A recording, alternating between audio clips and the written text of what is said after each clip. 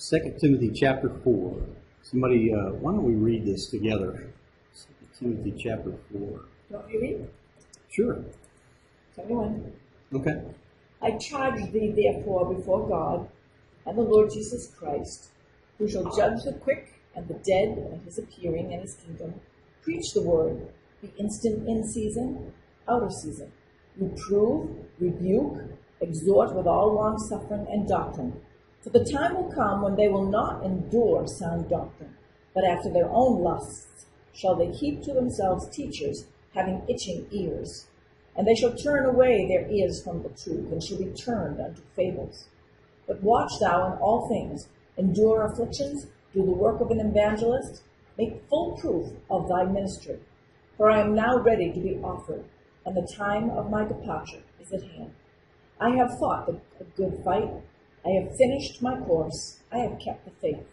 Henceforth there is laid up for me a crown of righteousness, which the Lord, the righteous judge, shall give me at that day, and not to me only, but unto all them also that love his appearing. Okay. Thanks. So we can keep reading, but just wanted to touch on a couple of things. In verse 1, Paul charges Timothy and, of course, us, right? This is the principle here, is that the charge comes to us as well. And you might say, well, wait a minute, Timothy was an apostle. But Paul, even though he was an apostle, Paul tells him to do the work of an evangelist. Remember that? Right here. So there are principles here that apply. And if I'm wrong, or if you have a question about that, tell me. But it's my opinion that there are charges, there are commands here that apply to us by inference. And he says, I charge you before God, basically, who will judge the quick and the dead. What's he saying? He's saying God's in charge, right? He's in control. He's going to judge the world in righteousness. And so based on that, based on the fact that there's going to come a day of judgment, we need to be ready. We need to be instant. That's what that phrase means. Be instant means basically be ready. Be ready to pounce. You know, in the context, he said, walk in love. in light of the context, he's saying, look, the day's going to come when they're not going to be able to endure sound doctrine, right? So what I kind of get from this is that when that day comes, it's time to take the gloves off. It's time to be blunt if you have to with people. It's better to be blunt with somebody than to just give them a hug and a kiss and pretend like everything's going to be okay. It's not. God's going to judge someday, and we need to warn them. And there's a word here that means that. So that phrase, be instant, is this Greek word epistomai. It's Strong's number 2186. It's used especially of persons coming upon someone else suddenly, like as in a ambush. Okay? For example, Acts chapter 17, verse 5. Can you guess which word it is? Acts chapter 17, verse 5. Ephistomai is somewhere in here. It says, the Jews which believed not, moved with envy, took unto them certain lewd fellows of the baser sort, and gathered a company, and set all the city in an uproar, and assaulted the house of Jason, and sought to bring them out to the people. Guess which word it is? Assaulted is the same Greek word that's translated be instant in 2 Timothy 4:2. It's also used of a storm. Chrissy and I just kind of went through a tropical storm, and you know when the rains happened, they just happened suddenly. You know, you didn't know when they were going to hit. Yeah, you could look at the radar screen, but that was always delayed by 5 minutes, right? Oh, I didn't know so, and that's in Acts chapter 28, verse 2, talks about that, a rainstorm coming upon them suddenly, a sudden rain. It's also used in 1 Thessalonians 5:3. Let's take a look at that. 1 Thessalonians 5 and verse 3. For when they shall say peace and safety, then sudden destruction cometh upon them. as travail upon a woman, and they shall not escape. So in other words, we need to be instant, meaning we need to be ready to pounce, as it were, whenever the need arises. Of course, we do it in love, but remember the old proverb, better are the wounds of a friend than the kisses of an enemy, right? Sometimes we have to, it's better to love, what does it say in, this is 1 John, I think.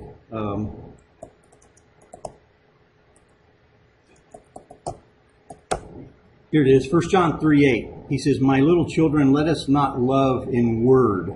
In other words, don't just tell people you love them. But in what? You love people by telling them the truth, even if it hurts, right? Even if they're trying to reject you for it. Even at the risk of them rejecting you for it, right? You'll get that. If they get angry, let it be one-sided. Don't get angry back, and we're going to talk about that. See, the thing that stands out to me in 2 Timothy 4 is 4:2 is my Bible there it says, preach the word with a big exclamation. Really? To me, that indicates you shout it. If you have to, yeah. Yeah, back then, you think about how Paul and Timothy, when they went out to preach the word, they had to shout because when Paul was in Athens, there was a huge crowd of people there, and in order for everybody to hear him, he had to yell. Yeah, good. Preach the word, right? And speaking of which, the scripture often uses feet in relation to preaching the gospel. Like in Ephesians 6:15, it says, have your feet shod with the preparation of the gospel of peace. Romans chapter 10, verse 15. Do you remember what that says? It says, how beautiful are the feet of them that preach glad tidings, right? How beautiful are the feet, because they're shod with the preparation of the gospel of peace. In other words, they're gonna, even if there's just one being there that welcomes the message, that one being that welcomes the preacher of the gospel, is they consider the feet that carried them there as beautiful in a metaphorical sense. Well, to me, the word feet implies to me that's the foundation of. Okay, good. And what else? Your feet are your foundation. Right. Of your beliefs. Right. Your teachings. I like it. And what else? They can move. Yeah. They can move you, exactly. So we'll hopefully touch on this again here in a minute, but the way I understand it is that wherever your feet take you, you need to be prepared to preach the gospel. I got some funny stories about that. Stand ready to instantly share the word with others. So our feet took us to Texas recently. Well, Southwest Airlines did, but we had to walk. We had to walk through security, right? So I found some victims there. We were walking through security in San Antonio, and the airport was kind of really empty. It wasn't very crowded at all. Town. Probably because they had shut down a lot of flights from the They hurricane. weren't taking anything from Houston. So the old boy, has to look in my bag because I forgot I had a thing of lotion, big container of lotion in there. So I lost that too.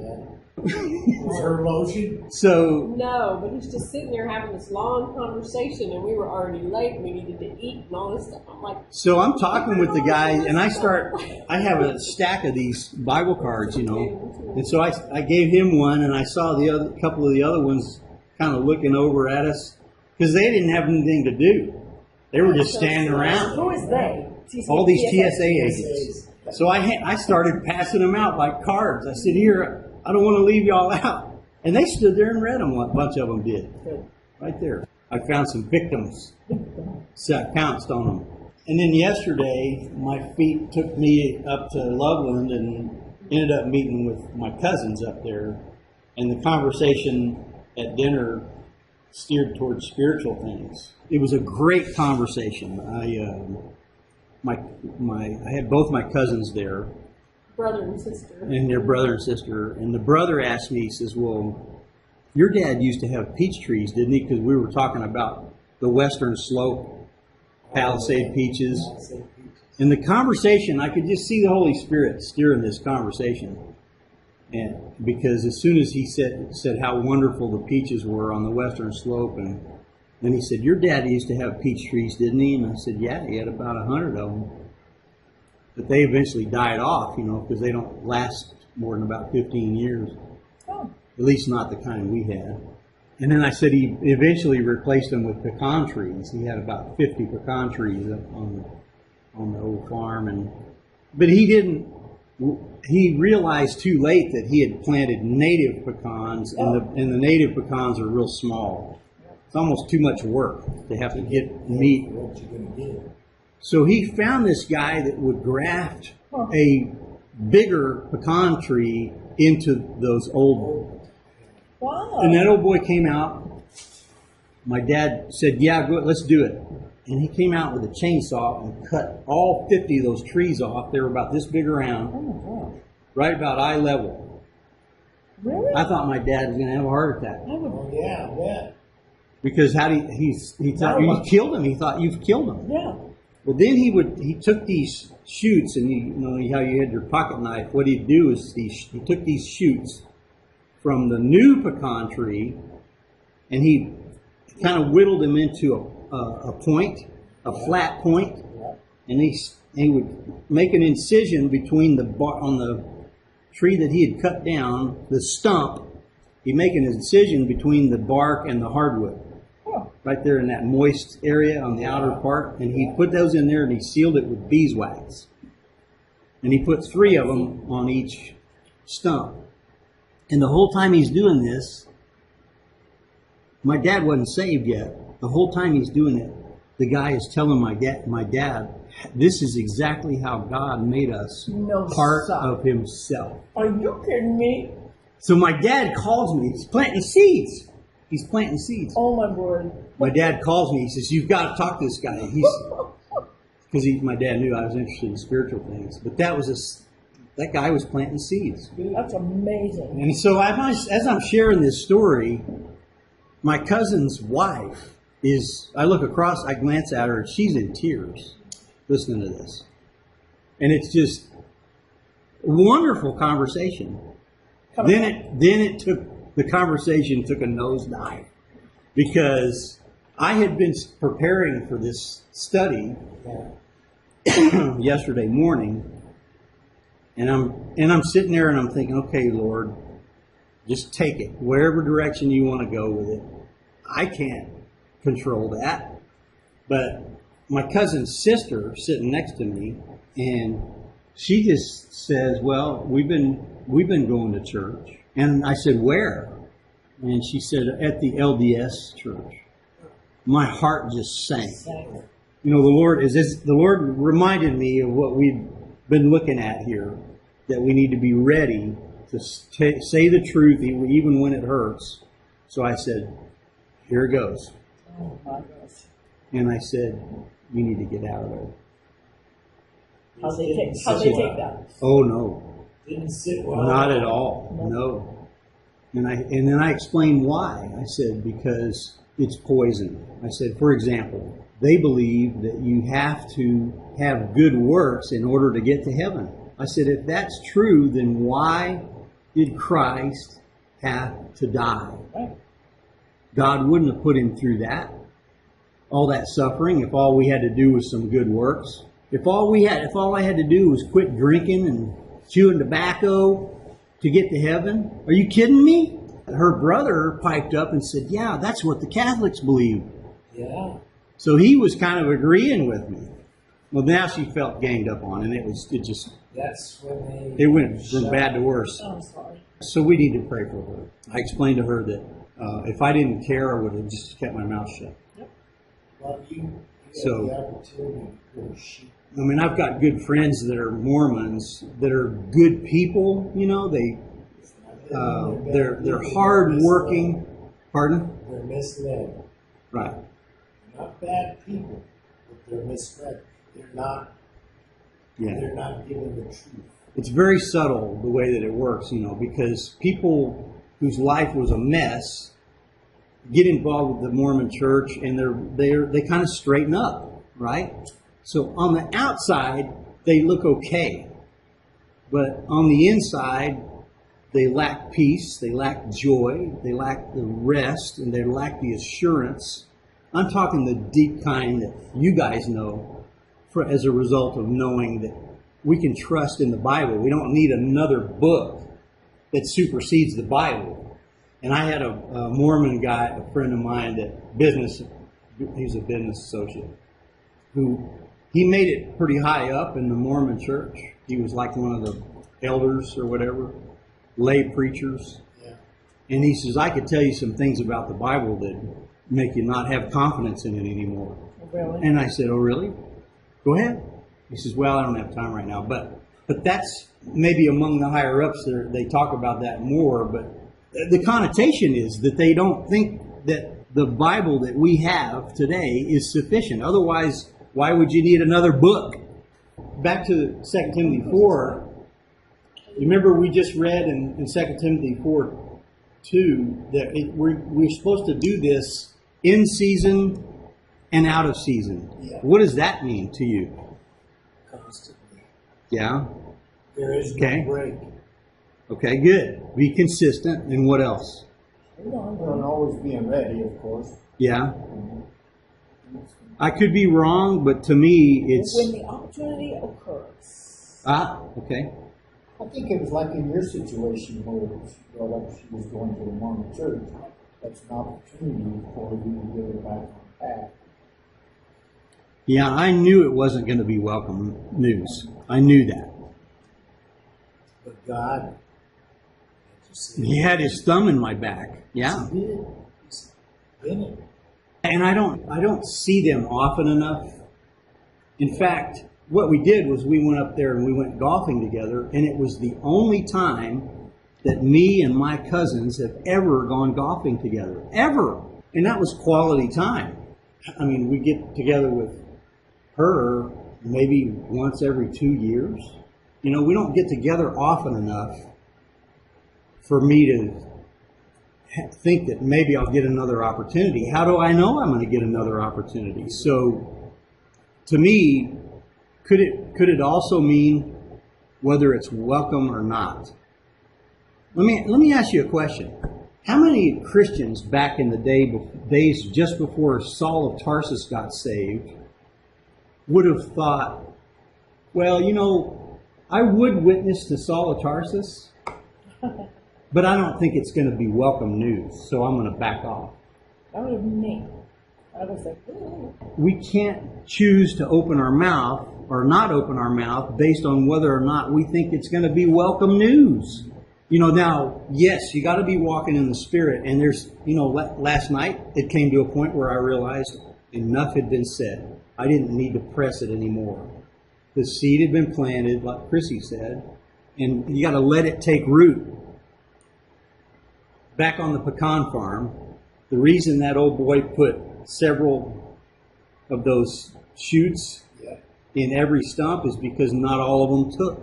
That's why he made sure that there were plenty of them stuck in there so that at least one of them would. And you know, by the way, as a side note, 10 years later, you couldn't even tell those trees had been grafted.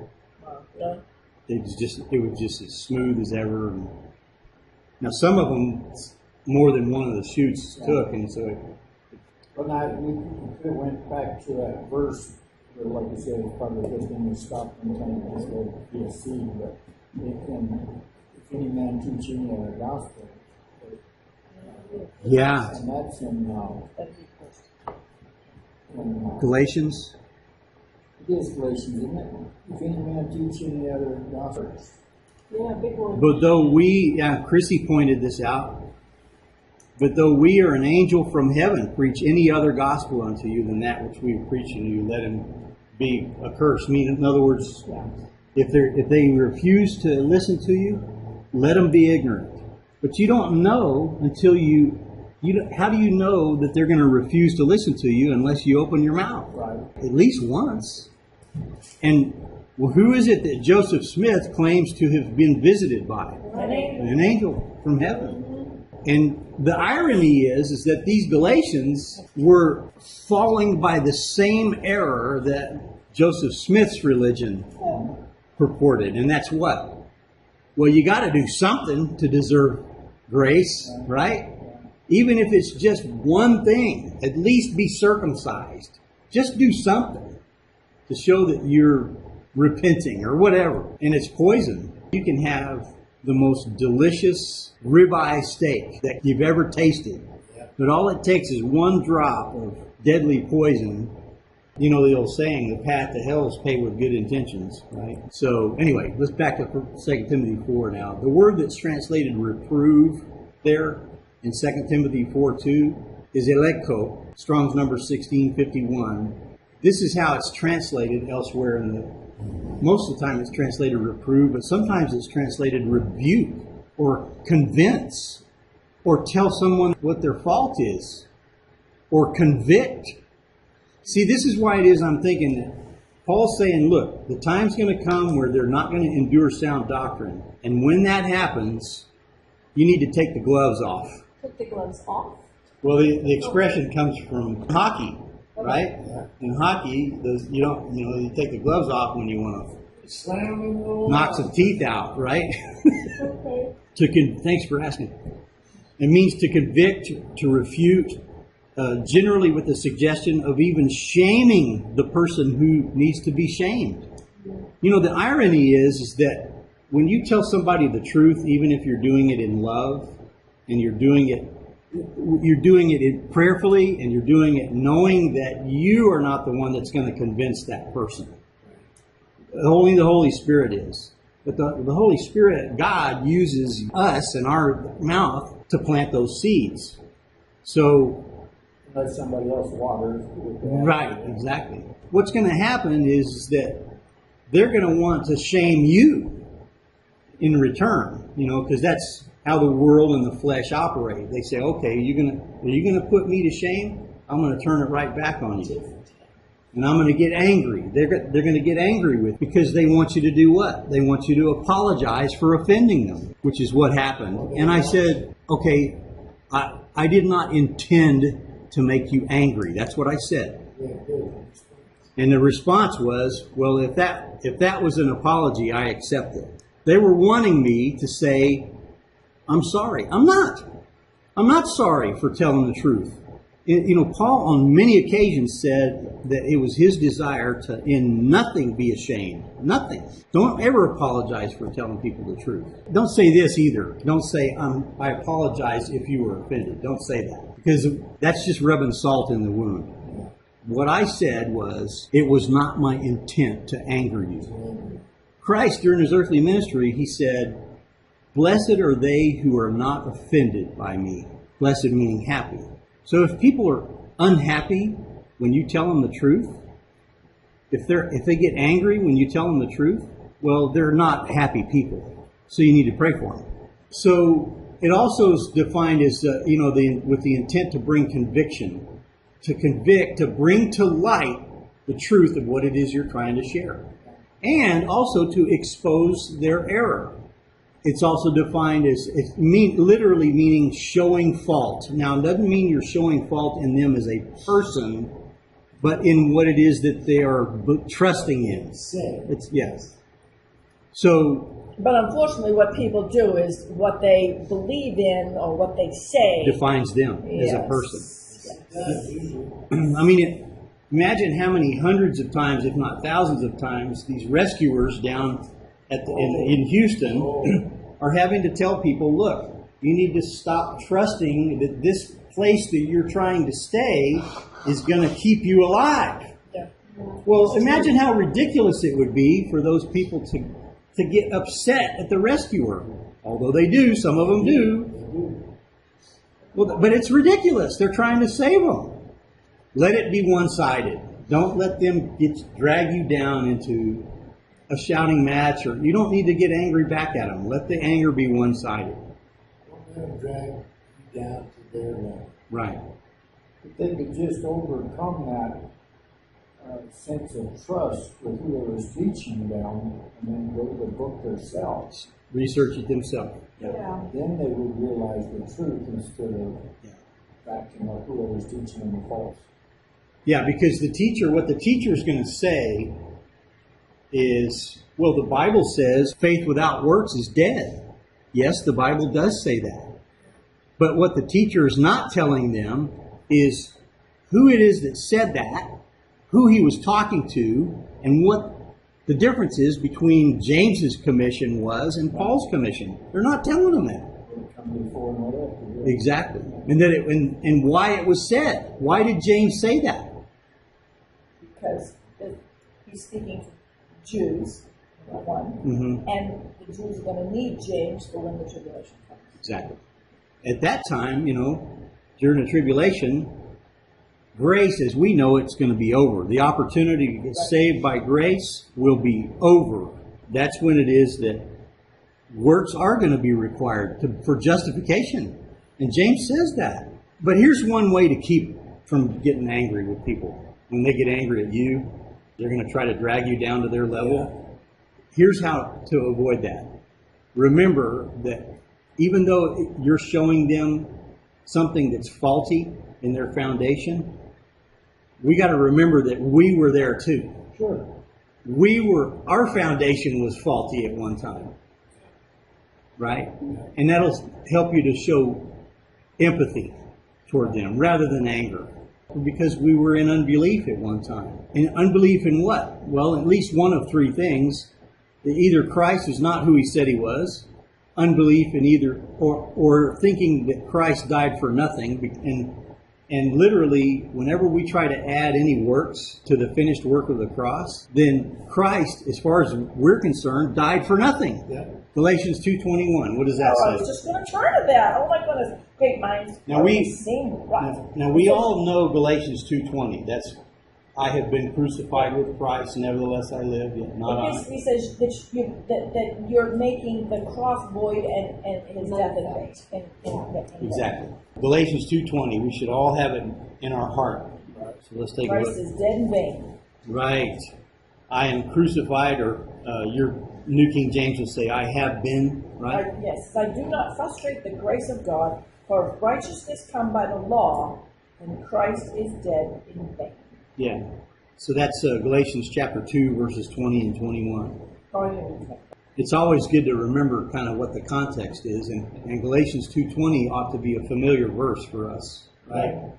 So essentially, this is the verse that I quoted last night to my family, is verse 21. If we could get to heaven by performing, then there was no need for Christ to die. And there would have been no need for God to put him through all that. And then I just shut my mouth. I put it in the form of a question. I said, why did Christ have to die then? If we could just do something to get to heaven. And I shut my mouth. Because that's where you want those words to sink in, right? Yeah, that's the emphasis. I wasn't asking the question to get an answer. I was asking it to make them think. That's the hard part, is shutting your mouth. You know that. From sales, you had to ask that question, and then you had to shut your mouth. It takes a long time to get it right. Because, Remember when your mom used to tell you that? Shut your mouth. it's daily. And it was hard for me to learn that too, but I learned through experience over time that once you ask that threshold question and you shut your mouth, the first one to open their mouth is the loser, right? They're not in control. That's why I used to all the time out there teach the people like me. Listen, you got somebody that's all pure and just going off empty. Bring me over and watch what I do. Right. What are you guys? Just do it. And I'd go over and that's exactly what is it that you're upset about? And shut up. And let them talk. Let them go. Let 'em till vent, they're yeah. done. Yeah. When you do that, you solve it just about 90%. Yeah, because they've let off the steam, Yep. and somebody listened to them. You have to Yeah. shut up. I tell them, Yeah. don't stand there and argue with them. Don't argue. Don't Right. Stir the pot. Yeah, that does stir the pot, doesn't it, when we argue. The third, and these are at least three areas of unbelief. The third area of unbelief is, have you ever met somebody that says, you know what, I've gone too far. There's no way that God could save me. I've met people like that. And I want to tell them, you don't know how close you are. But that's an area of unbelief, is thinking that the Lord's hand cannot save. Right? Yeah. The third, it's Isaiah 59:1. So whenever you meet somebody like that, you ought to just rejoice, in turn. You're close. Yeah, you don't know how close you are. Now the word rebuke here in 2 Timothy 4:2 is epitimeo, Strong's number 2008. It means to warn. Now how did the chapter start? What was the very first verse? I charge thee, Right. Right? by God, before God, Who shall and what? the Lord Jesus Christ. Judge. Judge the quick and the dead. That's the warning. There's going to come a day of judgment. Now, my mentor, who's a fantastic, he does the work of an evangelist every day. Every day. I learn from him. And you know what he'll tell people when he hands them a Bible card or a Bible tract or whatever? He'll say, everybody's either going to heaven or hell. And one of those places is hot. So he'll kind of warn them. So that's what rebuke means. It means to warn them. I like that. Everybody's going to want it too. Yeah, and one of those places does not have air conditioning. Yeah, that's hot. Exhort. The word exhort here in 2 Timothy 4:2 is this Greek word parakaleo, Strong's number 3780. It's used 109 times in the Authorized Version. It's translated beseech, comfort, desire. Isn't that interesting? So you warn people not for the purpose of trying to scare them into heaven. You're warning them out of really a heart's desire to see them understand the things that you understand, right? Now we know that God's the one that has to open their eyes, but I think it's interesting that it's actually translated desire. Pray, it's actually translated pray 6 times. Listen, it needs to be bathed in prayer, right? We need to walk in prayer for others. Entreat, it's, besought. It's defined as calling someone to your side. I really like this part of the definition because to me, the word exhort in the Bible, this parakaleo, is my synonym is coach. Yeah. You know how a coach in a team, he'll put his arm around a player and talk to him, tell him what it is they did wrong, how it is they can fix it, as opposed to, choking him. And also we're to do it with all long suffering. Now this phrase in 2 Timothy 4:2 only occurs one other place in the Bible. This exact phrase. In the Greek and in the English, only one other place in the Bible. And it's right here, 1 Timothy 1:16. This is where Paul explains the doctrine that his salvation taught. You remember Paul told the Corinthians, he says, you are living epistles. Your life tells a story. Your life is a billboard. And Paul's life and the way that he was saved was a billboard.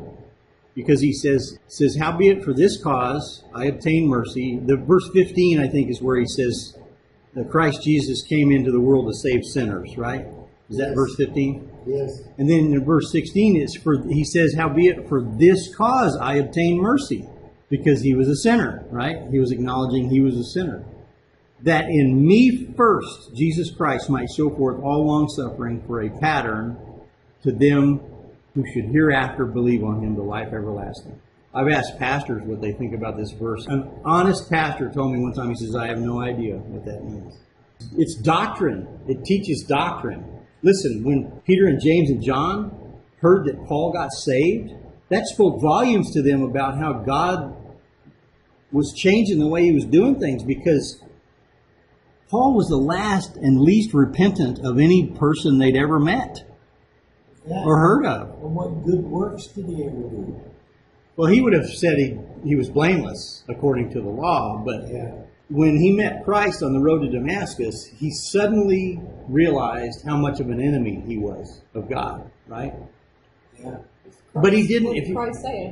Why are you persecuting me? Yeah. So if you were to ask Paul, when is it that God showed mercy toward him? When would that have been? It had to have been right then, at that moment, because he could have squashed him. And Paul clearly says that his salvation was a pattern to them who would hereafter believe. A pattern. So this is doctrine. This is all about doctrine. So is it any wonder why it is in 2 Timothy 4:2, he mentions doctrine. He says, with all long suffering and doctrine. And I believe that he's especially referring to the doctrine of all long suffering, total grace. Did Saul have to do any works for God to show him mercy? No. And that was the first instance of that in the New Testament. Now, what is suffering is also patience, right? It's kind of like patience. It's kind of a synonym. Some people want to say it's endurance, but it's not. It's really kind of a hybrid. And this is what long suffering means. It means slowness to anger. When you're telling somebody the truth, they're going to get angry with you. Don't get angry back. What's the verse in the Old Testament that talks about slow to anger? There was one of them. Let's take a look. Here it is. Soft answer turns away wrath. Nehemiah 9. But thou art a God ready to pardon, gracious and merciful, slow to anger, and of great kindness. Psalm 103, the Lord is merciful and gracious, slow to anger, and plenteous in mercy. There's tons of verses. There's 8 verses in the Bible that talk about it. But you said that word long suffering is only found twice? All long suffering. The phrase, all long suffering, is only found twice in the Bible. Peter, when he's writing his second epistle to the Jews, says to them something extraordinary. And he uses the same word, the exact same word, long suffering. Let's take a look at it. So in 2 Peter chapter 3, Peter says there are people that are going to say, where is the day of the Lord? You've been telling us for years now, Peter, that the kingdom is about to happen, right? Where is it? Yeah. And so he had to remind them that the Lord is not slack concerning his promise, as some men count slackness, but is what? Slow to anger. Long, exactly. If there was any time God should have poured out his anger, it was on the heels of the murder of his only son, right? Yes. So this is fascinating, the use of this word, because you look further down in the context, Where is this? 2 Peter chapter 3, and he uses the word again in verse 15.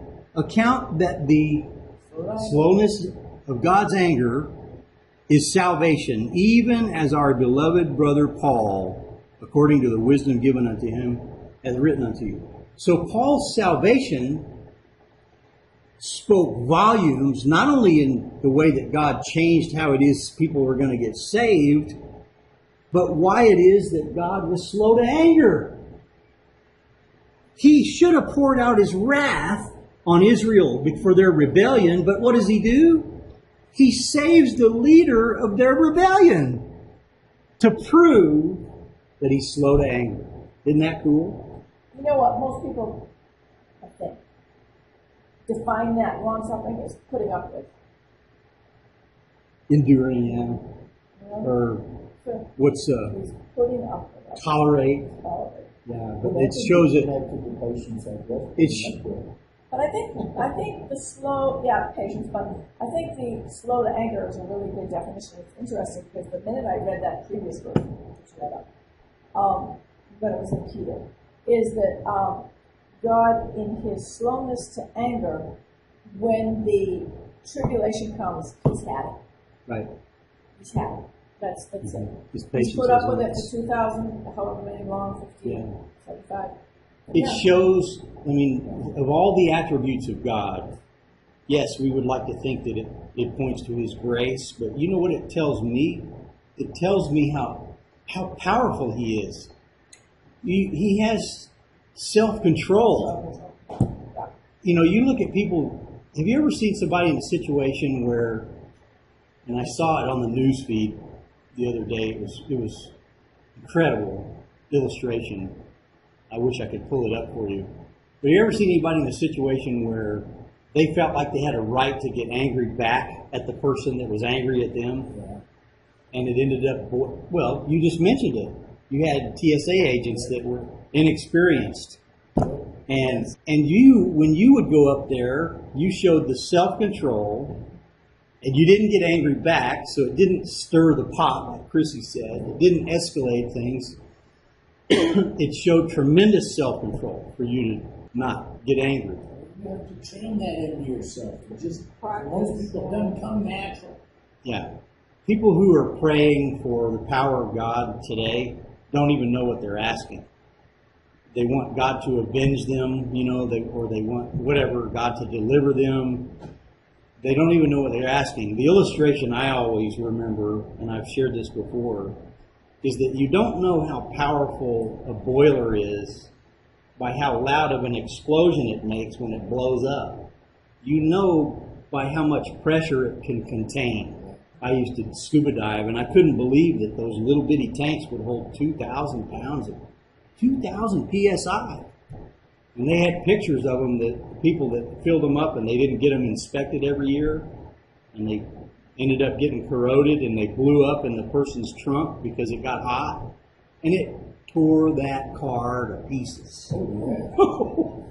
I mean, the whole back end of the car was blown up.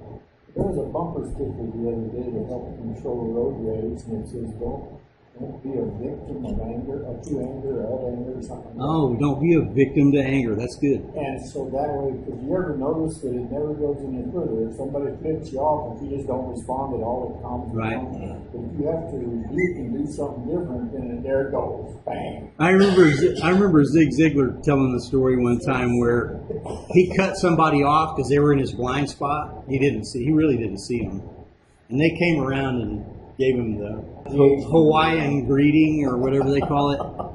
And waved at him with not all the fingers. What he did was he knew he was in the wrong. He got a big smile on his face and waved back at him like this. And not with the one finger wave, his whole hand. And that person did a double take, and he goes, that they will never know why it is or who it is that did that.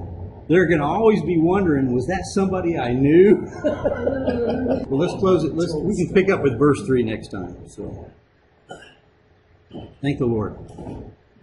Father, just praise you for reminding us of these important principles, and that we should not just love others by telling them we love them, but by telling them the truth. And also that we should look to you when we need self-control. The fact that you have withheld your anger now for, like Darlene says, thousands of years speaks volumes to your power. And that's the only way, Lord, that we can exercise self-control, is to look to you. And we thank you for being our example.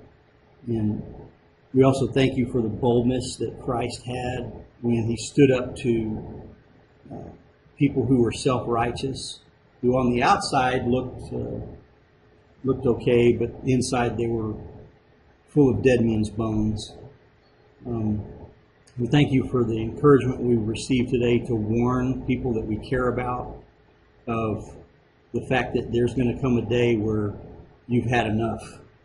Like Darlene says, that your patience will have run out, and that you will judge the quick and the dead. Thank you for trying our hearts, Lord, to see if we're going to walk in obedience to you in these things, even at the risk of maybe even losing a friend or alienating a family member. We just ask that love would be our primary motivator in all the things that we do as unto you. And we ask these things with thanksgiving. In Christ's name, amen.